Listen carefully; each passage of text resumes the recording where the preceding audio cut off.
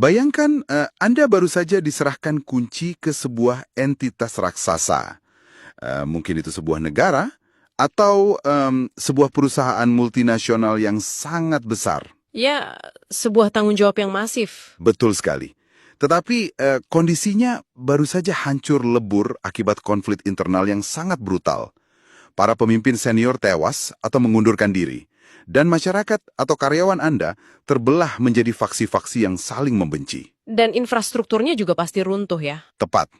Infrastruktur runtuh dan Anda yang terhitung masih sangat muda dituntut untuk memperbaiki semuanya dari nol.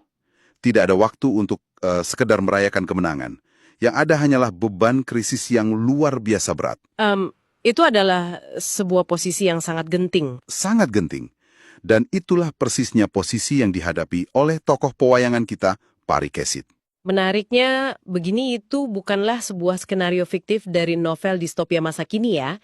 Itu adalah latar belakang dari salah satu epik klasik Nusantara yang maknanya sangat mendalam. Wah, epik pewayangan ya. Betul. Kita sedang berbicara tentang sebuah masa transisi pasca Baratayuda.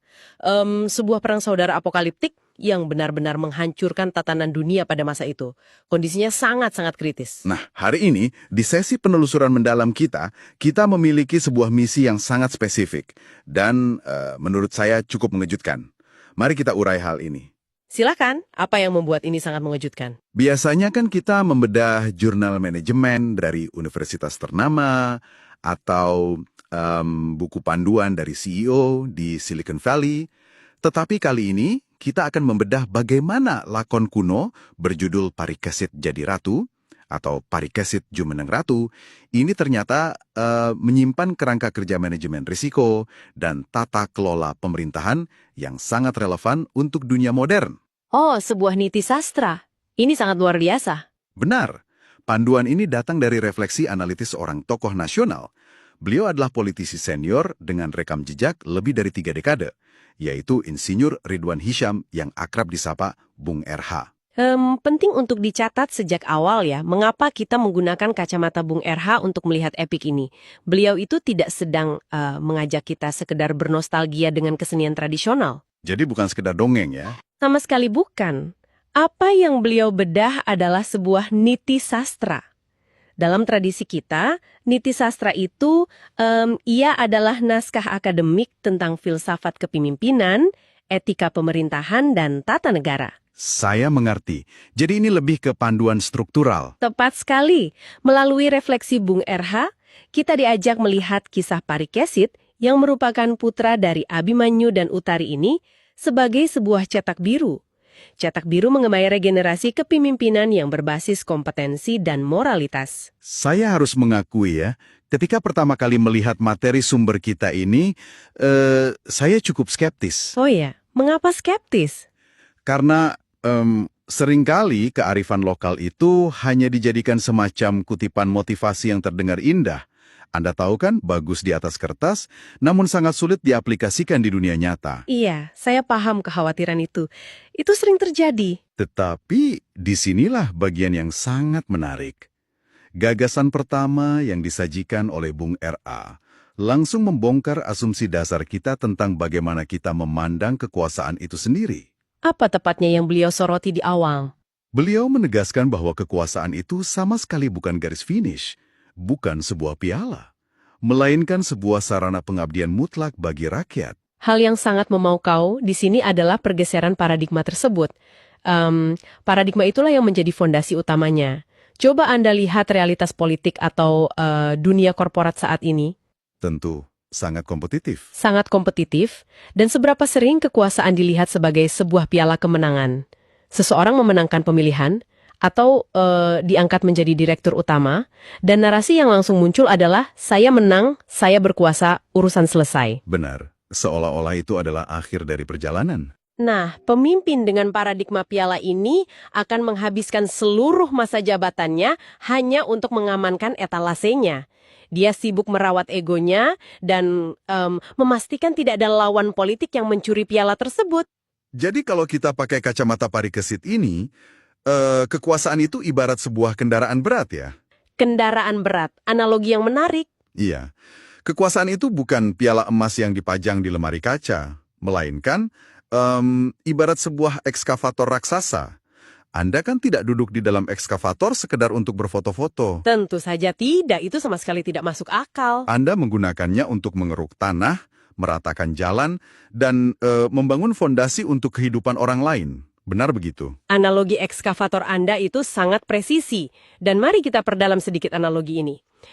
Ekskavator adalah instrumen yang memiliki daya hancur dan daya bangun yang sama besarnya. Oh, itu sangat benar. Sangat bergantung pada operatornya. Betul sekali, tergantung siapa yang memegang kendali. Jika Anda memberikan kunci alat berat itu kepada seseorang yang mungkin tidak stabil secara emosional atau tidak memiliki landasan etika yang kuat, Bisa sangat berbahaya. sangat berbahaya. Ia bisa meruntuhkan bangunan yang sudah susah payah didirikan. Nah, Bung RH melihat dari pengalaman panjangnya di pemerintahan, dan beliau menyadari bahwa instrumen negara, entah itu anggaran, regulasi industri, atau kebijakan publik adalah alat berat tersebut. Jadi, ketika kekuasaan dipandang semata-mata sebagai sarana pengabdian, pertanyaannya berubah ya. Bukan lagi bagaimana saya mempertahankan ekskavator ini. Tepat, melainkan berubah menjadi jalan apa yang harus saya bangun untuk rakyat saya hari ini. Wah, itu perubahan sudut pandang yang fundamental. Tetapi ini membawa kita pada sebuah masalah logis. Masalah seperti apa? Jika kekuasaan adalah alat berat yang sangat berbahaya, sekaligus bermanfaat, maka proses pemindahan kunci alat berat tersebut menjadi momen yang paling rentan, bukan? Itu adalah titik terlemah dalam setiap sistem, masa transisi. Nah, materi kita menyebutkan pentingnya pilar pertama, yaitu suksesi yang bermartabat, di mana Parikesit naik tahta menggantikan Prabu Yudhistira secara damai demi stabilitas negara. Tapi tunggu dulu, mari kita jujur pada sejarah nyapa kita. Ya, mari kita lihat realitasnya. Konsep suksesi damai itu terdengar sangat ideal di atas kertas. Namun dalam kenyataannya, entah itu di kerajaan masa lalu, pergantian rejim negara modern, atau bahkan di rapat pemegang saham, tidak ada yang mau melepaskan kekuasaan dengan sukarela. Betul, selalu ada gesekan. Seringkali transisi selalu diwarnai intrik berdarah atau konflik internal. Apakah proses suksesi bermartabat ini tidak sekedar menjadi sebuah utopia belaka? Anda baru saja menyentuh paradoks terbesar dalam dunia politik. Sejarah manusia memang penuh dengan konflik berdarah di setiap masa transisi. Dan mengapa itu terjadi? Mengapa? Karena perebutan aset, mungkin? Ya, itu salah satunya. Tetapi akar masalahnya adalah seringkali ada kekosongan kompetensi atau krisis legitimasi dari sang penerus. Orang-orang meragukan apakah sang penerus ini pantas memegang kunci ekskavator tadi. Oh, jadi ada ketidakpercayaan dari pihak-pihak lain. Tepat. Dan disinilah letak kejeniusan dari kerangka niti sastra yang disoroti oleh Bung RH.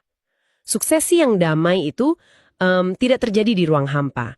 Yudhistira tidak sekedar menyerahkan kunci begitu saja dan berharap semua akan baik-baik saja keesokan harinya. Lalu, apa yang sebenarnya terjadi sebelum kunci itu diserahkan? Transisi damai itu adalah hasil langsung dari pilar kedua, sebuah proses sistematis yang disebut pendidikan Kautamaning Prabu. Pendidikan Kautamaning Prabu. Jadi, suksesi damai itu sebenarnya bukan penyebab stabilitas, melainkan akibat dari sebuah persiapan yang panjang. Anda menangkapnya dengan sempurna. Tanpa persiapan yang ekstrim dan terstruktur itu, suksesi bermartabat mustahil bisa terwujud. Kautamaning Prabu ini merujuk pada pembentukan etika tertinggi dari seorang pemimpin. Bagaimana proses ini digambarkan dalam lakon Parikesit? Dalam kisah ini, Parikesit yang masih sangat muda mengalami proses gemblengan atau pendidikan intensif. Dan ini dilakukan oleh tokoh senior yang reputasinya tidak diragukan lagi, yaitu Arjuna. Arjuna, salah satu kesatria terbesar dalam epik tersebut. Tapi, bagaimana mekanisme sebenarnya dari gemblengan Arjuna ini? Mekanismenya sangat komprehensif. Arjuna tidak hanya secara seremonial mewariskan gelar keraton, ia melakukan transfer pengetahuan, pengalaman lapanan, dan kebijaksanaan secara sangat sistematis.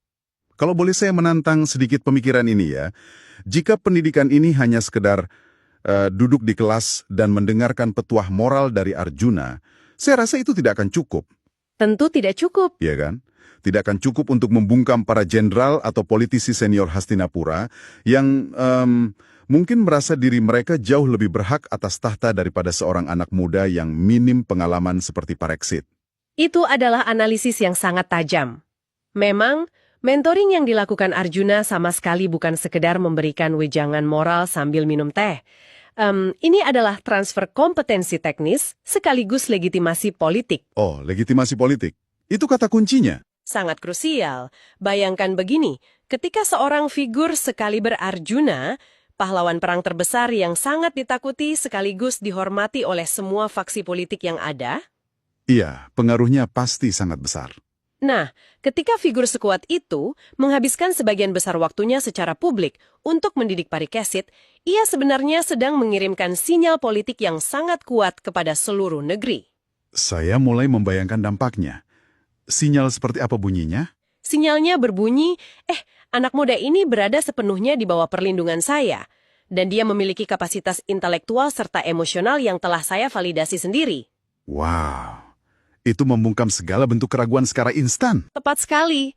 Proses gemblengan ini mencakup ujian ketahanan mental, taktik strategi tata negara, hingga yang paling penting bagaimana mengendalikan ego saat sang anak muda ini memegang kunci ekskavator tadi. Arjuna menanamkan jangkar psikologis yang kuat. Sehingga Parikesit tidak akan mudah goyah saat tekanan mulai datang. Betul.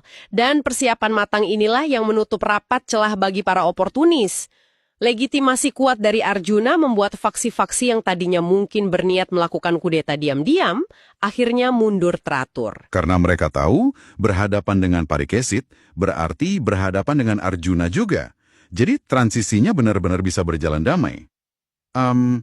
Ini sangat relevan jika kita melihat rekam jejak Bung RH sendiri ya, yang salah satunya membidangi sektor pendidikan.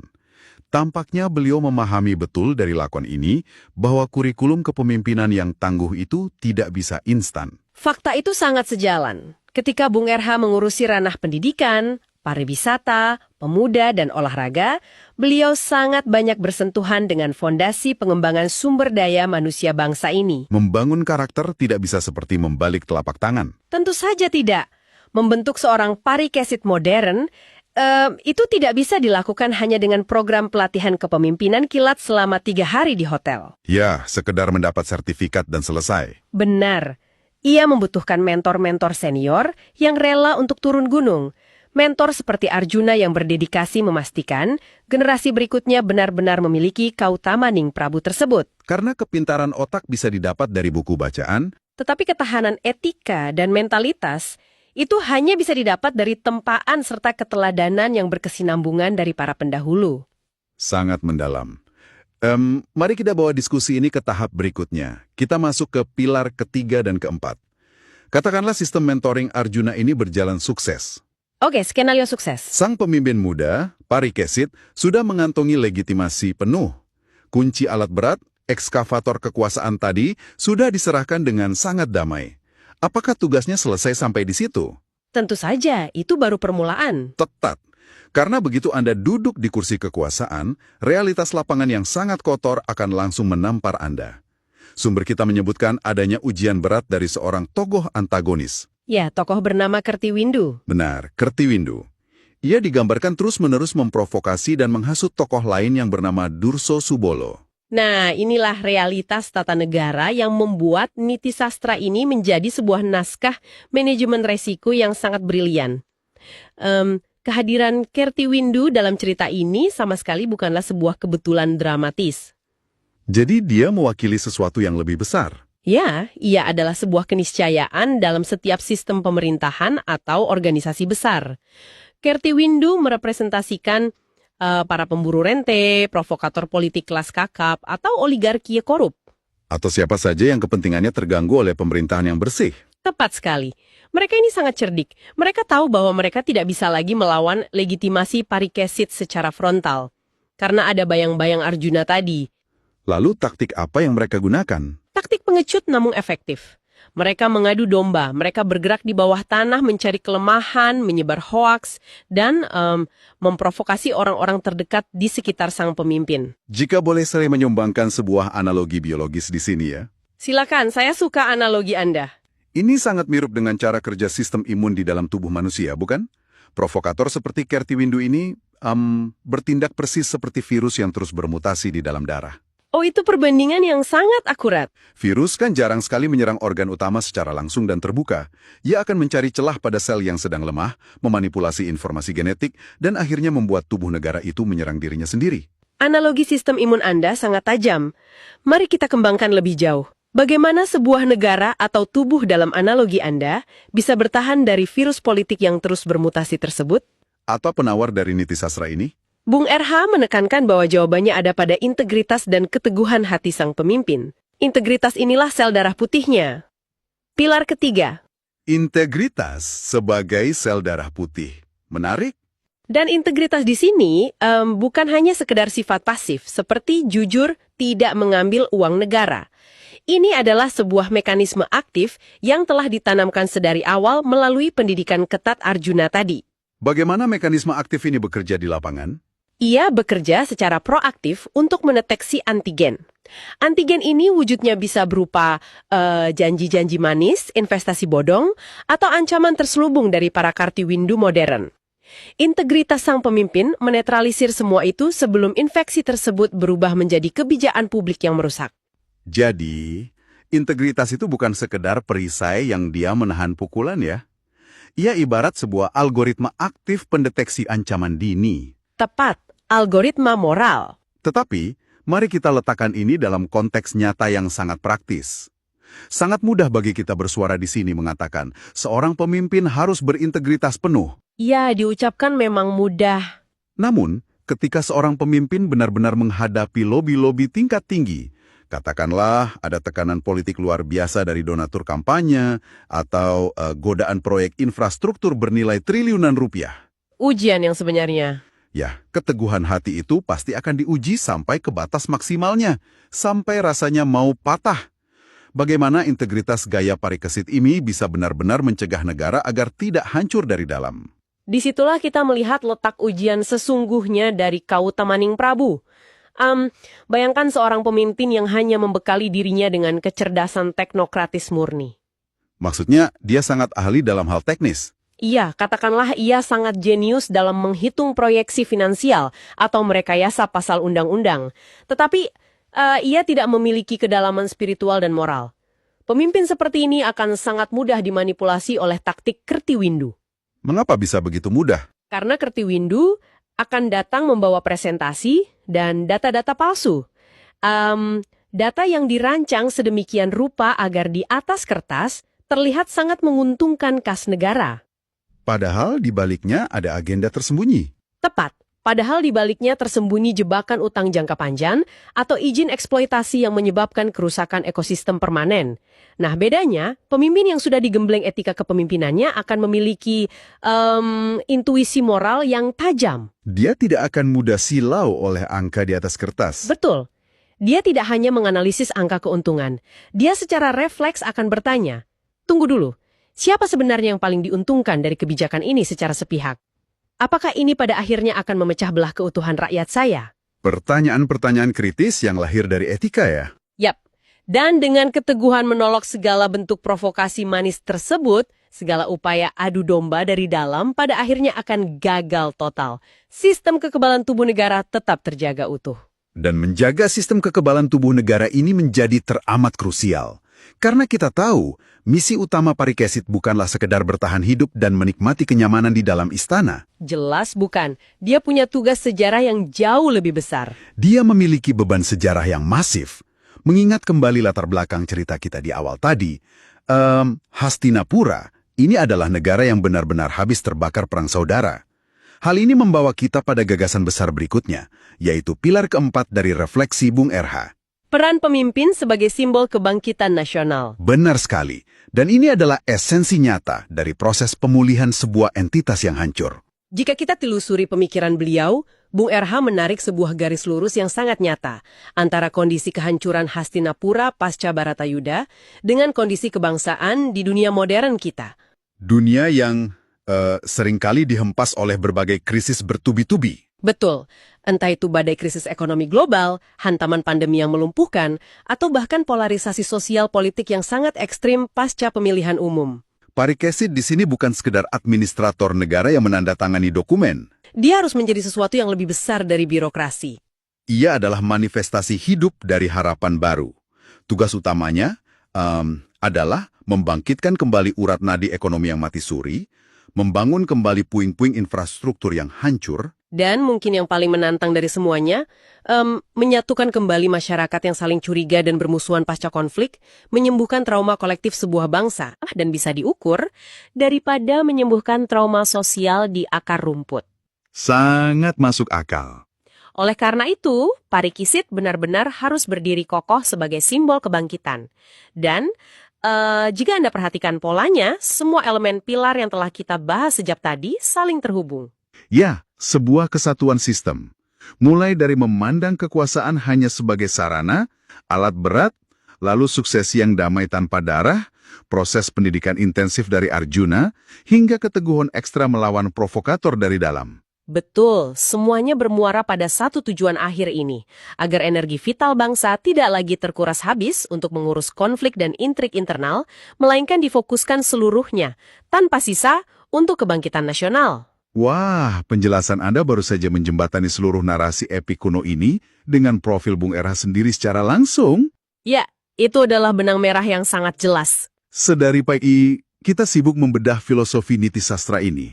Namun untuk benar-benar memahami bobot praktis dari pemikiran ini, kita tentu harus melihat siapa sebenarnya arsitek modern yang merumuskannya. Setuju, kita harus melihat sang tokoh. Bagaimana beliau mencoba mengimplementasikan nilai-nilai luhur ini di dunia nyata yang penuh dengan perhitungan matematis yang dingin dan kalkulasi politik pragmatis. Ini masuk ke bagian yang menurut saya paling menarik dari penelusuran mendalam kita. Kita sedang membicarakan sosok Insinyur Ridwan Hijam.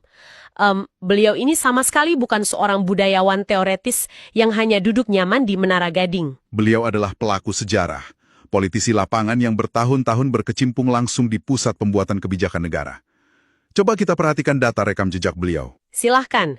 Rekam jejak beliau memang memperlihatkan sebuah pola yang unik. Beliau ini memimpin di dua dunia yang di atas kertas tampaknya sangat bertolak belakang ekstrim.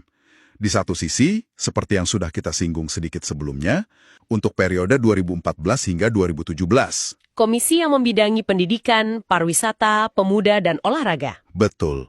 Ini kan sebuah wilayah kerja yang sangat humanis ya, berpusat pada pembangunan karakter manusia, masa depan pemuda, dan pelestarian nilai budaya. Domain dari Keutamaning Prabu itu sendiri. Iya, persis. Namun kemudian, beliau berpindah gelanggang ke Komisi 7 DPR RI untuk periode 2019 hingga 2024. Dan ini adalah wilayah teknokratis garis keras. Sangat keras. Energi dan sumber daya mineral atau SDM, perindustrian, serta Badan Riset dan Inovasi Nasional, BRIN. Ditambah lagi saat ini beliau menjabat sebagai Dewan Penasehat Ikatan Alumni ITS, IKA-ITS, untuk periode 2024-2028. Dan beliau juga duduk di Dewan Pertimbangan Kadin Indonesia hingga 2030. Sebuah spektrum jabatan yang sangat teknokratis dan berorientasi pada pembangunan industri strategis. Pertanyaan saya adalah, bagaimana seseorang bisa mengawinkan dua dunia yang tampaknya sangat ekstrim ini secara harmonis? Justru disitulah letaknya. Sintesis antara kedua dunia itulah aha momen dari pemikiran kepemimpinan beliau. Dunia teknokratis, wilayah yang sehari-harinya mengurusi tambang bernilai raksasa, kilang minyak, regulasi manufaktur industri, dan inovasi riset teknologi tinggi. Dunia yang digerakkan semata-mata oleh efisiensi mesin. Betul. Dunia yang bahasa utamanya adalah data eksak, target PDB, dan angka pertumbuhan. Nah, wilayah ini sangat-sangat rentan terhadap godaan dan manipulasi dari para pemburu rente. Para kertiwindu modern berdasi yang kita diskusikan tadi. Oh, tempat di mana godaannya paling masif. Tepat. Jika seseorang mencoba memimpin di ranah sumber daya alam yang perputarannya bernilai ribuan triliun ini, dan dia hanya bermodalkan kepintaran teknis menghitung volume tambang tanpa memiliki fondasi etika kepemimpinan yang mapan, Apa yang akan terjadi? kerusakan sistemik yang ditimbulkan akan sangat masif dan tak bisa diperbaiki. Alam akan rusak, dan negara akan tergadai oleh regulasi yang menguntungkan segelintir elit. Tunggu, ini sangat mencerahkan. Jadi, pengalaman panjang beliau di ranah pendidikan, kepemudaan, dan pelestarian budaya sebelumnya, itu bukanlah sekedar hobi di luar jam kerja. Tentu bukan. Mari kita rangkum kesimpulan penting ini untuk Anda. Kepemimpinan yang elegan pasca krisis itu bukan tentang datang sebagai penyelamat tunggal yang pamer aksi heroik. Iya, bukan soal ego pribadi ya. Betul.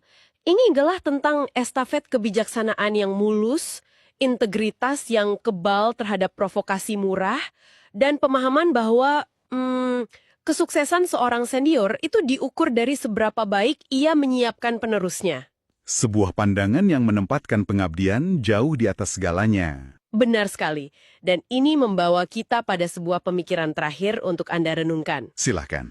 Melihat situasi di sekitar kita yang penuh krisis, kita mungkin sering menuntut dan mencari-cari. Siapa sih sosok Parikesit selanjutnya? Sudahkah Anda mengambil peran sebagai Arjuna yang gigih membimbing generasi di bawah Anda? Pertanyaan yang sangat menohok. Iya, karena tanpa ada Arjuna yang mau repot-repot mendidik, Parikesit manapun nggak akan pernah siap untuk memimpin.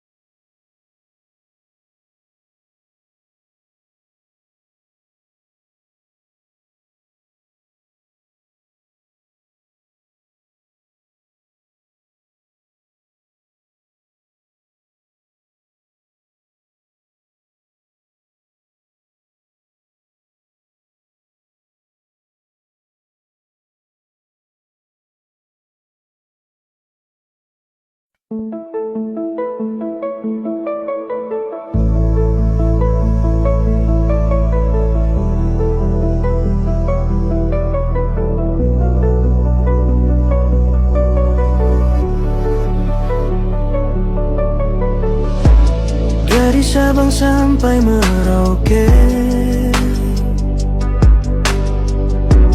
tanah airku Indonesia,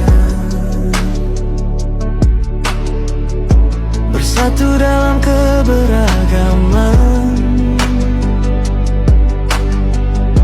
Kita kuat dan bersaudara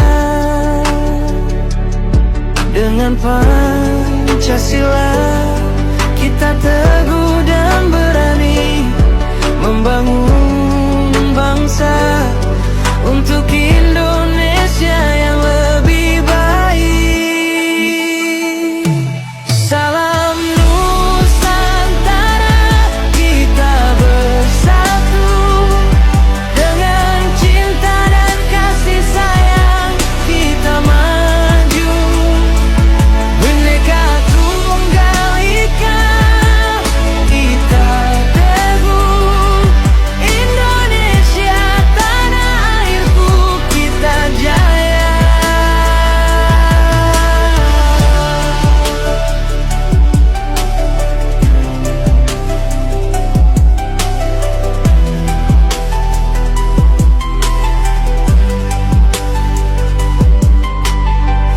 Dari perbedaan suku dan agama,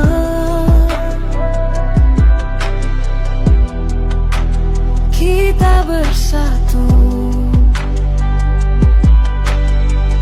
dengan toleransi dan kasih sayang.